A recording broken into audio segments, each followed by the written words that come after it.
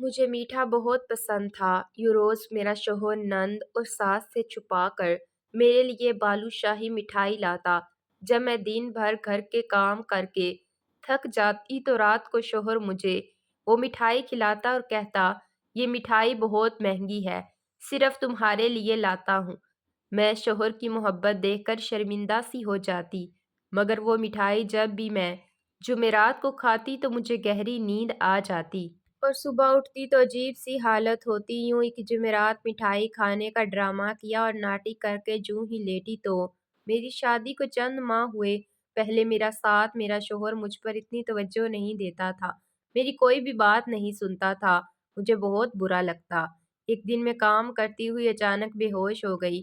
جب مجھے ہوش آئی تو مجھے عجیب سی بے چینی ہونے لگی، پر اس کے ساتھ ہی میرے شوہر کا رویہ میرے ساتھ ایک دم سے بدل گیا۔ ایک دن میں نے اپنے شوہر کو بتایا، مجھے میٹھا بہت پسند ہے، پر آپ کے گھر میں تو میٹھا ہی کبھی کبھی بنتا ہے۔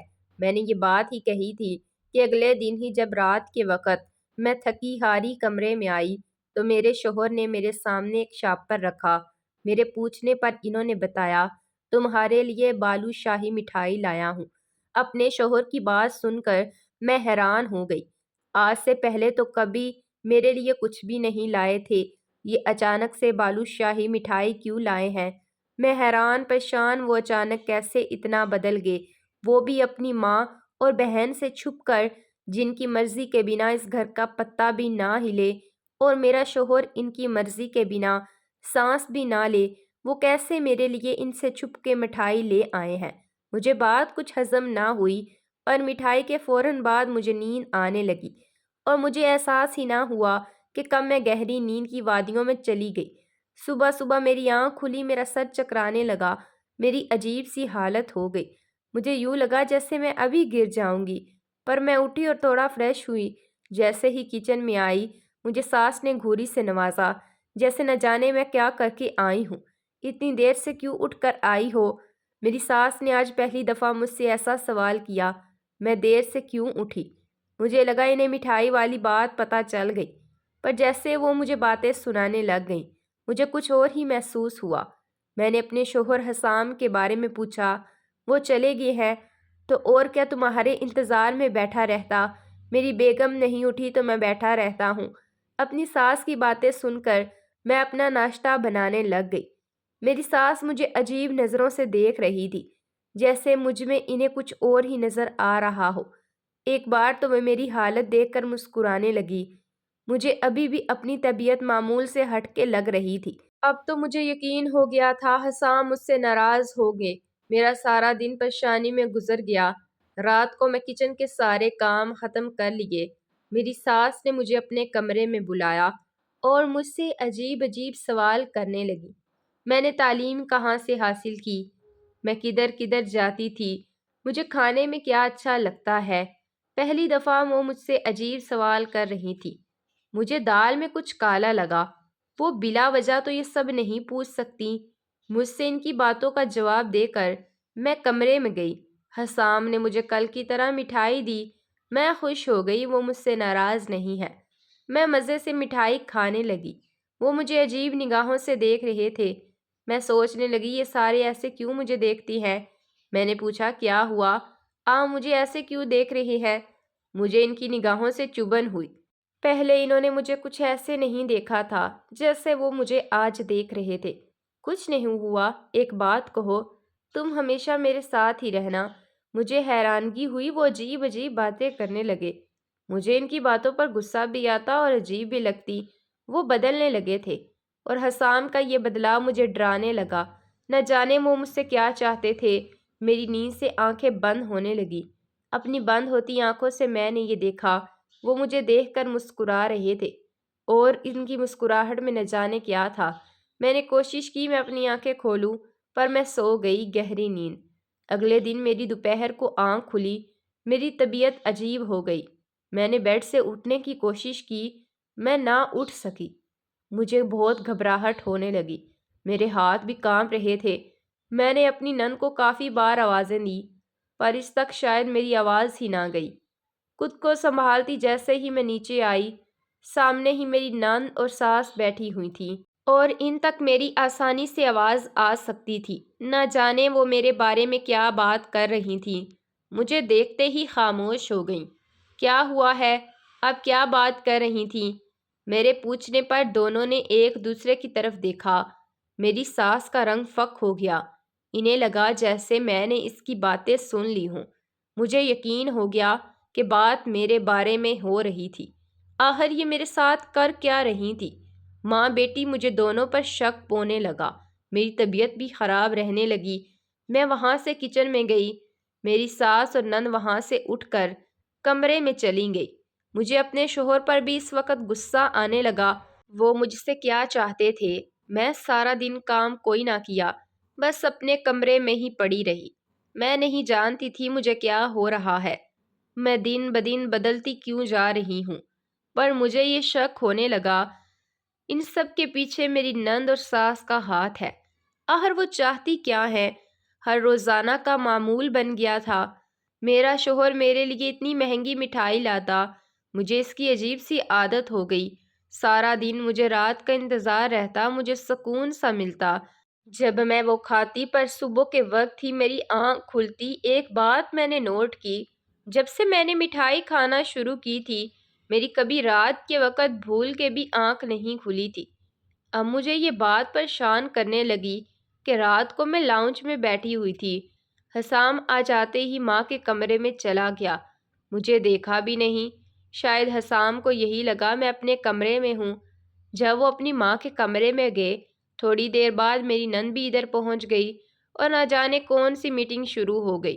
تھوڑی دیر بعد مجھے اپنے شوہر کے چلانے کی آواز آئی۔ نہ جانے وہ اپنی ماں سے کیا بول رہے تھے۔ دروازہ بند ہونے کی وجہ سے مجھے آواز نہیں آ رہی تھی، پر میں نے پہلی دفعہ انہیں اپنی ماں اور بہن پر یوں چلاتے سنا تھا۔ میں اٹھ کر اپنے کمرے میں چلی گئی۔ تھوڑی دیر بعد حسام بھی کمرے میں آ گئے۔ ان کے چہرے پر سکون تھا، جیسے وہ بھی ہی آفس سے آئے ہوں ہمیشہ کی طرح۔ آپ آج لیٹ آئے ہیں آفس سے؟ میں نے جان بوجھ کر سوال پوچھا۔ ہاں، آج کام زیادہ تھا، وہاں ہی کھانا بھی کھا لیا تھا۔ انہوں نے بڑی صفائی سے جھوٹ بولا۔ میں ان کے جھوٹ کی وجہ نہ سمجھ سکی۔ آج پھر وہ میرے لیے مٹھائی لائے تھے۔ پہلے میں نے کھانے سے منع کیا، پر وہ اصرار کرنے لگے میں کھاؤں۔ ان کے بھرپور اصرار پر میں نے تھوڑی سی کھائی، باقی رکھ دی۔ انہوں نے بھی پھر مزید کھانے کا نہ کہا۔ تھوڑی دیر بعد مجھے نیند آ گئی۔ اچانک نیند میں مجھے چبھن ہوئی، جیسے کسی نے سوئی چبھو دی ہو۔ پہلی دفعہ مجھے آج نیند میں کچھ محسوس ہوا تھا۔ میں نے زبردستی اپنی آنکھیں کھولیں اور لائٹ آن کر کے دیکھا، پر وہاں تو کچھ بھی نہیں تھا۔ حسام سو رہے تھے۔ میں لائٹ آف کرنے لگی۔ مجھے یوں محسوس ہوا جیسے حسام سو نہیں رہے، بلکہ زبردستی آنکھیں بند کر کے لیٹے ہوئے ہیں۔ میں نے آواز دی، پر وہ ٹس سے مس نہ ہوئے۔ میں اپنی غلط فہمی سمجھ کر لائٹ آف کر کے لیٹی اور فوراً ہی سو گئی۔ مجھے نیند میں یوں محسوس ہوا جیسے کوئی باتیں لگا ہوا ہے۔ میرے پاس مجھ میں آنکھیں کھولنے کی ہمت نہ ہوئی، نہ ہی مجھے باتوں کی سمجھ آئی، پر اتنا ضرور سنائی دے رہا تھا کوئی بول رہا ہے، باتیں لگا ہوا ہے۔ صبح میری جلد ہی آنکھ کھل گئی۔ حسام کسی پہ فون پہ بات کر رہے تھے۔ مجھے جاگتا دیکھ کر فوراً سے کال کاٹ دی۔ میں نے ان سے رات کے بارے میں پوچھا کہ رات کو آپ کس سے باتیں لگے ہوئے تھے؟ ہمارے کمرے میں کوئی اور بھی تھا؟ میری بات سن کر حسام ایک دم سے گھبرا گئے۔ ان کا رنگ بھی فک ہو گیا۔ میں نے نہ سمجھی سے انہیں دیکھا۔ کوئی بھی تو نہیں؟ وہ ایسے گھبرا گئے جیسے چور چوری کرتے پکڑا جائے۔ نہ جانے وہ کیوں گھبرا گئے تھے۔ آپ پریشان مت ہوں، میں نے شاید کوئی خواب دیکھا ہوگا۔ اکثر خواب میں بھی بندے کے ساتھ یوں ہوتا ہے، میں نے مسکراتے ہوئے کہا۔ کیا وہ کہنے لگے کہ ہاں ایسا ہی ہے؟ مجھے دال میں کچھ کالا لگنے لگا۔ سارا دن میری ساس میرے ساتھ اکھڑی اکھڑی رہی۔ مجھے بہت عجیب لگتا اب اپنی ساس کا رویہ۔ یہ وہی میری ساس تھی جس نے کتنی منتیں کر کے میرے ماں باپ سے میرا ہاتھ مانگا تھا۔ کیسے جب یہ مجھے گھر میں بیاہ کر لائی تھی، میرے پیر بھی زمین پر لگنے نہیں دیتی تھی۔ جب بھی میرا کہیں سے رشتہ آتا، میرے ماں باپ انکار کر دیتے، یا نہ جانے میرے ماں باپ ایسا کیا کہتے، رشتے والے خود ہی انکار کر کے چلے جاتے۔ مجھے کبھی اس کی بات سمجھ نہ آئی۔ پھر ایک دن میری ساس اپنے اکلوتے بیٹے کے لیے میرا ہاتھ مانگنے گئی۔ وہ پہلی خاتون تھی جنہوں نے اتنی منتیں کر کے میرا رشتہ مانگا تھا۔ ماں باپ نے بھی دے دیا۔ پھر نہ جانے کیا ہوا، میری ساس نے رشتے سے انکار کر دیا اور میرے بابا بجائے اداس پریشان ہونے کے انکار ہونے پر خوش ہو گئے۔ مجھے کبھی یہ بات سمجھ نہ آئی، میرے ماں باپ کیوں رشتے سے انکار کرتے ہیں؟ وہ کیوں میری شادی نہیں ہونے دیتے؟ کچھ دن بعد میری ساس پھر سے آ گئی اور کہنے لگی، مجھے آپ کی بیٹی ہی بہو بنانا ہے۔ وہ کہتی ہم سب کچھ کر لیں گے، آپ فکر نہ کریں، آپ کی بیٹی کا گھر برباد نہیں ہوگا۔ مجھے آج تک وہ اپنی ساس کی باتیں یاد ہیں، پر یہ نہیں جان سکی وہ باتیں کیوں کی انہوں نے۔ پر شادی کے شروع دنوں میں اچھی تھیں، میری ساس اب یہ اچانک بدل کیسے گئی تھی؟ مجھے بالکل بھی سمجھ نہیں آ رہی تھی میری زندگی میں کیا ہو رہا ہے۔ پر میں اپنے شوہر پر کوئی شک نہیں کرنا چاہتی تھی، وہ تو مجھ سے اتنی محبت کرتے تھے۔ کبھی کبھی ان کی محبت کے سامنے میں شرمندہ ہو جاتی۔ وہ میرا اتنا خیال رکھتے ہیں، میرے لیے اپنی ماں سے بھی جھگڑ لیتے ہیں، اور میں ان پر ہی شک کرتی ہوں۔ میں لاؤنج میں دوپہر کے وقت بیٹھی ہوئی تھی، اچانک سے میری ساس میرے پاس آئی اور غصے میں بولی، بہت تیز ہو گئی ہو، میرے بیٹے کو انگلیوں پر نچانا چاہتی ہو، یہ نئے نئے ڈرامے کر کے کیا ثابت کرنا چاہتی ہو؟ میں جانتی ہوں یہ جو تم میرے بیٹے کو ذلیل کر رہی ہو، اس سے پریشان کر رہی ہو، یہ تمہارے سارے ڈرامے ہیں۔ نہ جانے میری ساس کیا بول رہی تھی، ابھی وہ مجھے کچھ بتانے ہی والی تھی، اسی لمحے حسام آ گئے اور انہوں نے اپنی ماں کو روک دیا۔ جیسے وہ نہ روکتا تو وہ کوئی بہت بڑا راز بتا دیتی۔ میں اٹھ کر اپنے کمرے میں چلی گئی، میرے پیچھے پیچھے حسام بھی آ گئے۔ میں بالکل خاموش تھی، میں کچھ جانتی نہیں تھی، اس وجہ سے کچھ بول بھی نہ سکی کیونکہ میرے پاس کہنے کو کچھ نہیں تھا، اور مجھے اپنی ساس کی کوئی بات سمجھ نہیں آئی۔ وہ کس ڈرامے کی بات کر رہی تھی؟ میں کون سا ڈرامہ کر رہی ہوں؟ اکثر اب میری ساس جا کر میرے کمرے کی تلاشی لیتی، کبھی میرے کمرے سے میری کوئی چیز اٹھا کر لاتی، کبھی کوئی۔ میں نے کبھی ان سے کوئی سوال نہ کیا۔ میں نے حسام سے ان کی جلد آنے کی وجہ دریافت کی، پر انہوں نے کوئی جواب نہ دیا اور باہر چلے گئے۔ رات کے وقت آئے، میں ان کے انتظار میں سو چکی تھی۔ آ کر مجھے اٹھایا اور مسکراتے ہوئے کہا، تھوڑا سا اور انتظار کر لیتی، میں نے آنا تو گھر ہی تھا، اور لگتا ہے میٹھا پسند نہیں رہا، تمہیں پہلے تو بڑے جوش سے کھاتی تھی مٹھائی۔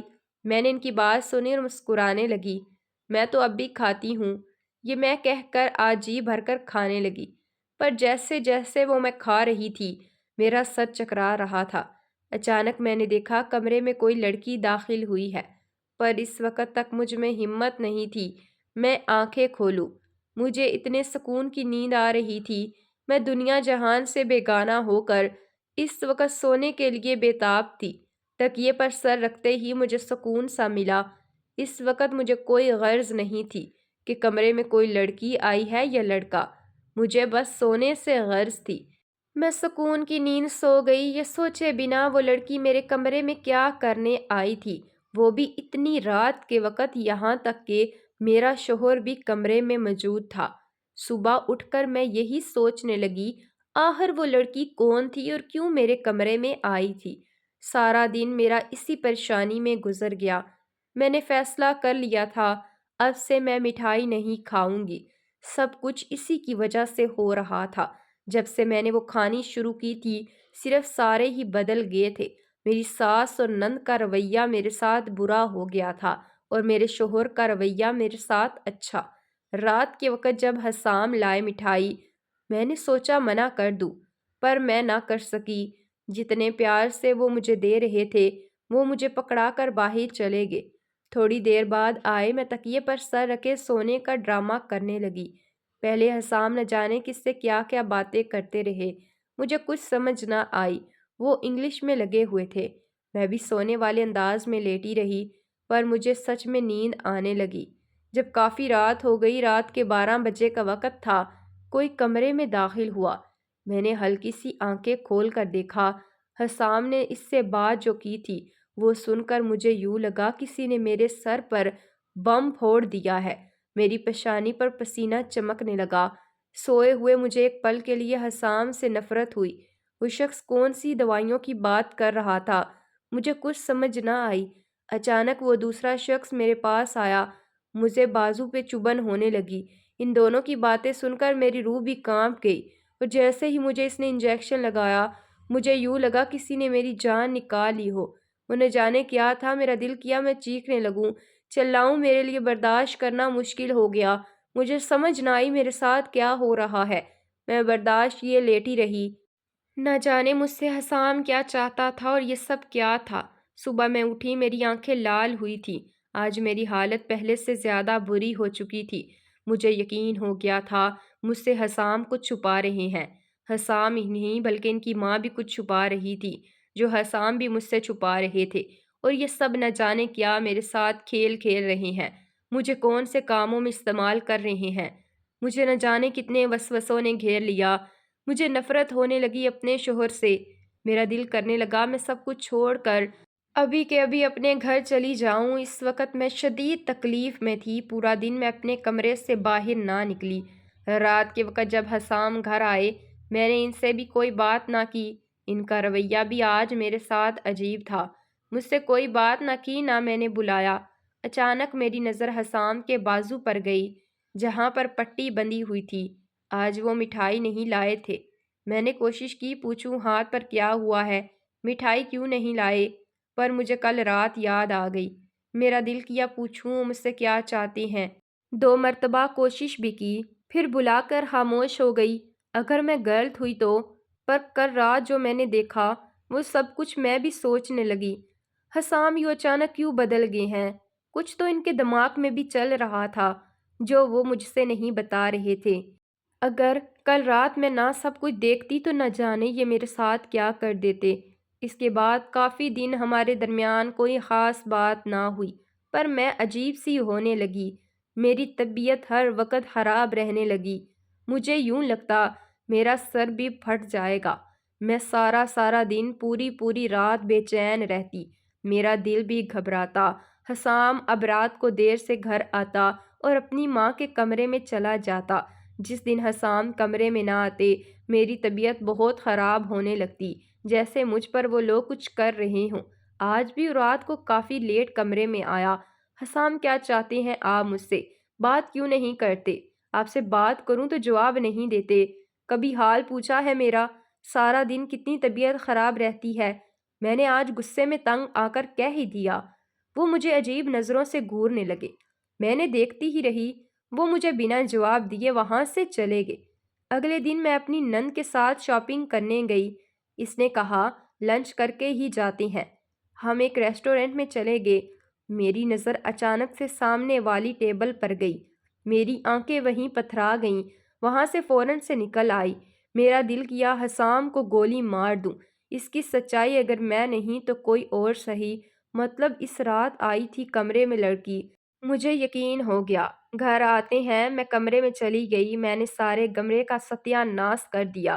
میرے آنسو بھی گر رہے تھے۔